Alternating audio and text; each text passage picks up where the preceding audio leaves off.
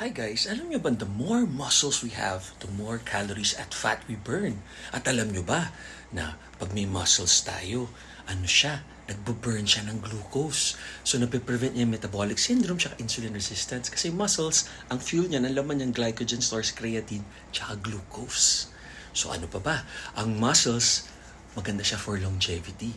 Kasi the more muscles you have, the more natural pump you have for your blood system.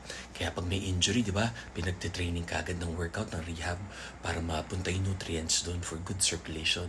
Tapos, the more muscles we have, the more mobility we have and longevity, pampahaba ng buhay.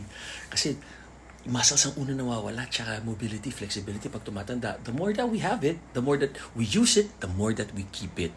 Kaya mag-build tayo ng muscle, mag-cardio tayo kung anong gusto nyo, walking, high impact or low impact, or running, or sports. Do what works for you. Tama kayo, mali ako, I'm not your doctor. Happy health. Kadalasan din na hindi na pag-usap at sinasabi, the more muscles you have, the more disiplinado yung tao. Kasi mahirap magka-muscle. Ibig sabihin, consistent siya. At lagi siyang happy dahil may happy hormones na endorphins, kaya antidepressant ang working out, muscles, walking at lahat ng sports.